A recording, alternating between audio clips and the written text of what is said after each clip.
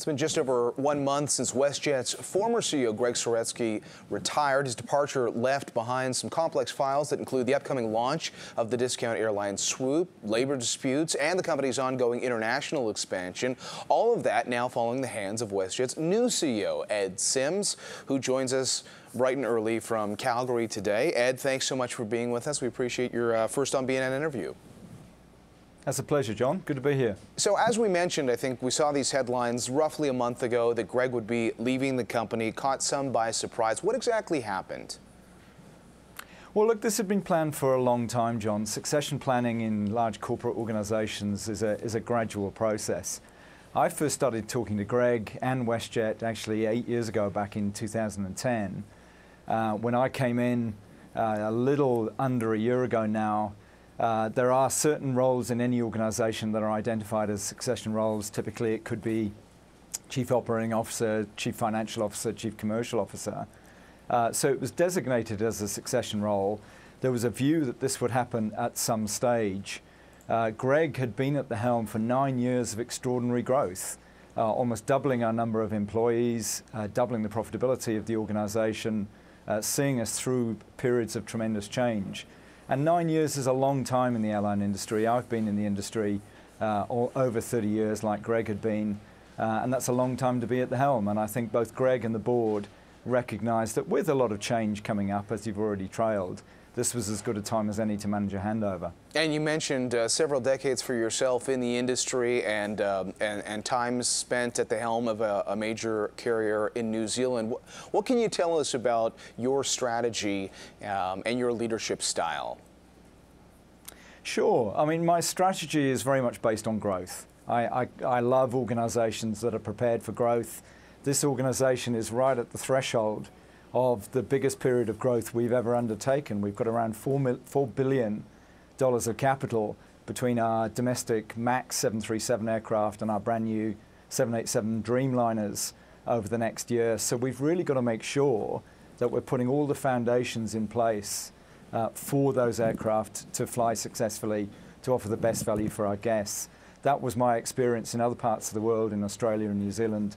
That's my plan now. My philosophy, I guess, is based on being as transparent and as accountable for every individual, for all 13,000 WestJetters, but for myself included. We have got a number of challenges ahead of us.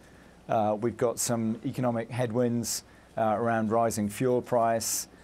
We've got increased competition. We're launching a low-cost carrier, as you mentioned. We're putting a lot of foundation work around the 787, and we have to deal directly and honestly with our labor negotiations. So there's plenty to keep me busy. Yeah, no doubt. All right, well, let's stay with the labor negotiations. As you said, you've got all these planes. You want to make sure that you're flying, that you're able to execute, and it's been no secret that there's been a lot of coverage of what's going on with the labor negotiations. So in full transparency, where do things stand right now with the pilots? Sure. So I've dealt with the pilot union ALPA for the last 18 years. They were my pilot union at Air New Zealand. They were my air traffic controller union when I ran air traffic control for New Zealand. So I'm pretty familiar with ALPA. I know how they like to deal. I know how I like to deal with them. I think we're at a situation right now where fortune will favor the brave. I think we've both got to be brave. We've both got to be very direct with each other. We're at the table. There are constructive negotiations underway. I have made it plain to them on two counts. One, that I won't negotiate in public, but two, I won't negotiate a settlement that works to the benefit of one labour group that potentially works to the detriment of any other labour group across our organisation. My primary focus is to ensure that we all have a long-term sustainable future focused on job security for everybody. That's my primary focus. That's the way we're dealing directly face-to-face. And I'd have to say right now there's a very constructive dialogue underway.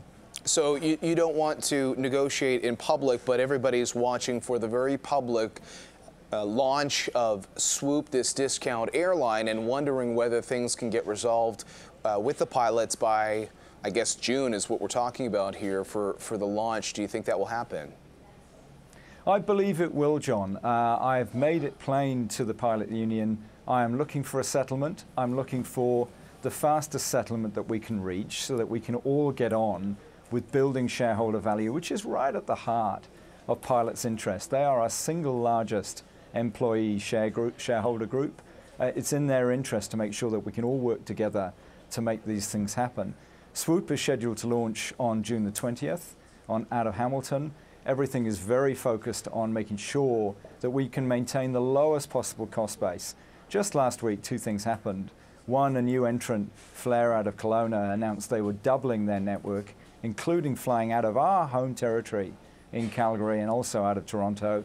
IAG, the parent company of British Airways, announced that they've taken a cornerstone shareholding in Norwegian Airlines, who are going to fly low-cost transatlantic.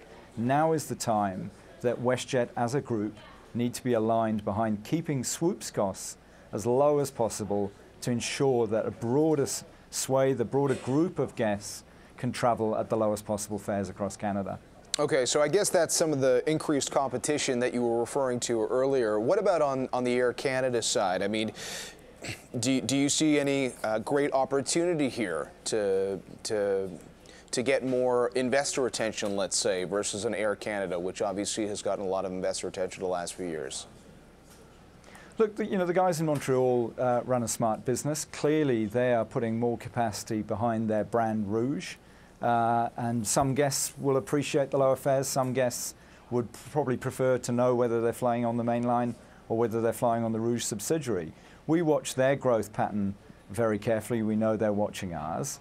We will maintain our cost differential, which allows us to continue to provide lower fares directly to our guests. It's obviously in their interests if that cost gap closes, whether that's through unionization or whether that's through any other means that they can find to ensure that that gap closes. And we are just as focused on maintaining both a cost advantage and a service advantage over our largest competitor. And we firmly believe, as we've always believed, whoever has the lowest cost will win. So are you saying you think Air Canada's greatest vulnerability would just be on something like price then? Well, no, I think there's a number of fronts. One, that we are increasingly growing a network that feeds traffic, whether that's through contract flying with regional carriers like Pacific Coastal Airlines, through our Encore subsidiary, through our jets and onto our Dreamliner.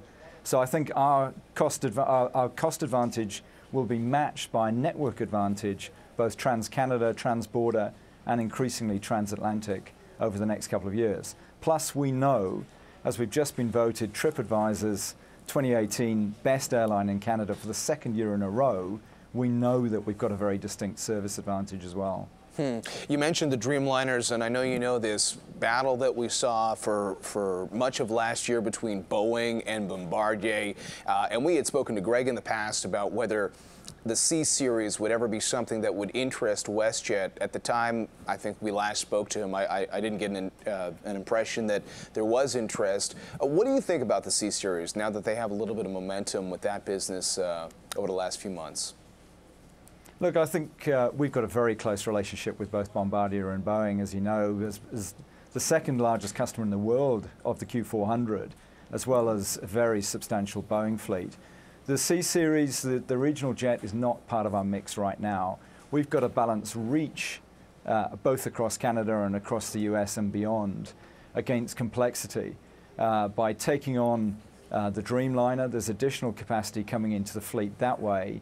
I'm actually looking to work more perhaps with regional contract providers with the breadth of aircraft that they might provide, whether that's a Saab 340, a Beech 1900D, or others that might indeed provide RJs or regional jets like the C-Series, rather than contracting directly within our fleet right now. Final question, because it sounds like you have some big plans, you're ambitious. On international expansion, where are you thinking that you might want to fly that we haven't really talked or heard from WestJet on yet? Yeah, look, that's a great question, John. I think right now, the answer to that question would probably be of most direct benefit to my biggest competitor. So you name a place in the world, I'll tell you I'm going to fly there right now. All right, well, we'll keep posted on where you decide to fly. Ed, thanks for joining us. We appreciate it. That's a pleasure, John. Ed Sims, CEO of WestJet, joining us from Calgary this morning.